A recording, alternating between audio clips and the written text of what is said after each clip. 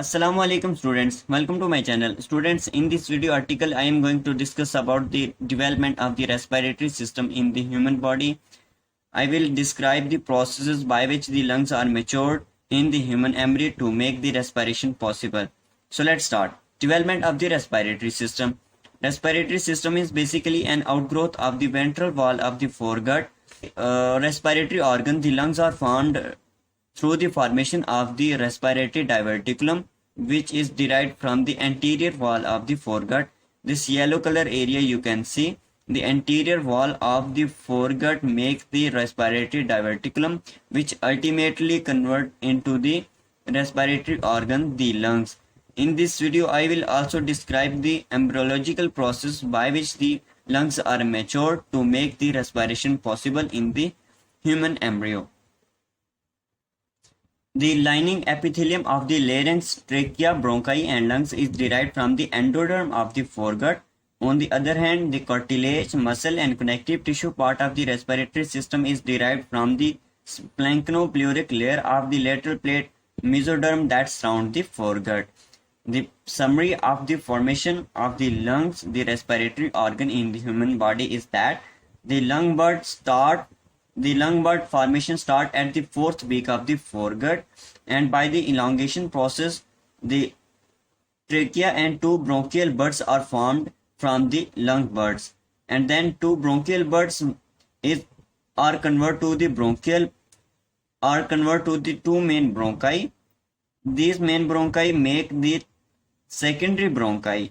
These secondary bronchi are three on the right side and two on the left side. That is why there are three lobes on the right side, and with the subsequent growth and lateral directions, the lung bud expand into the body cavity.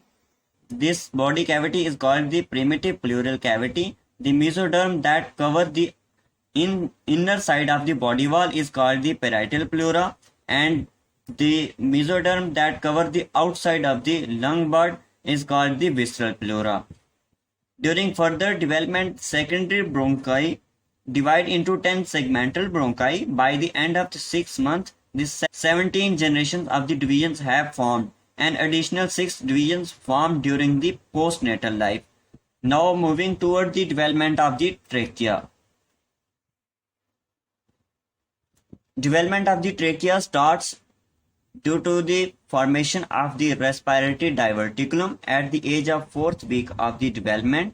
A respiratory diverticulum, a lung bud from the ventral wall of the foregut, starts at the fourth week of the development. Lung bud separates from the foregut by the two ridges, the tracheoesophageal ridges.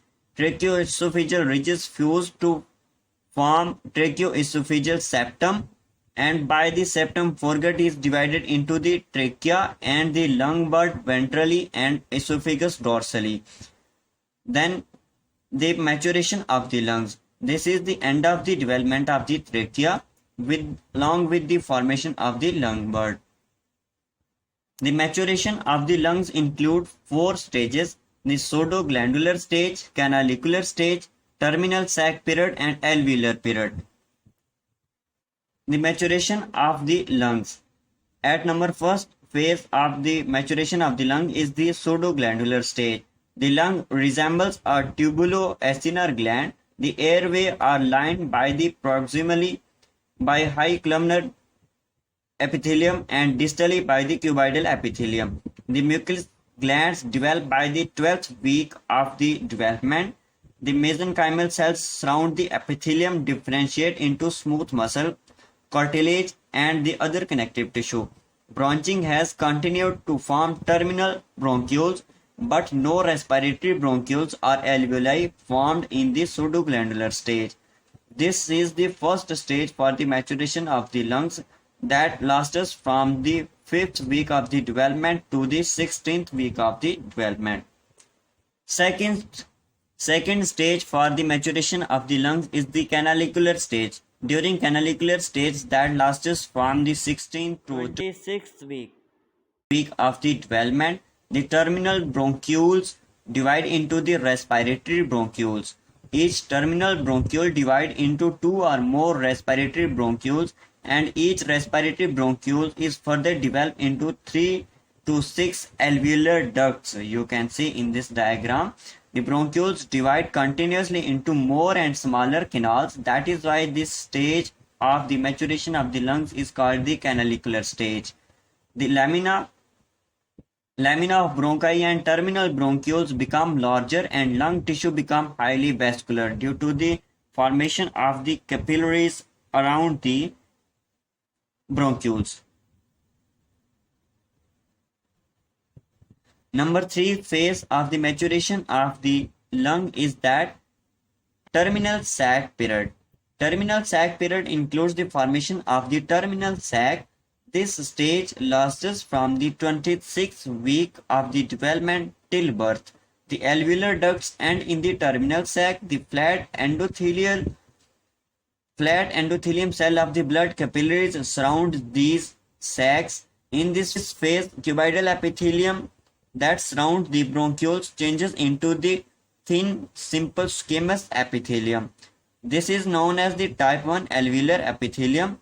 These cells become thinner so that the surrounding epithelium protrude into the alveolar sac.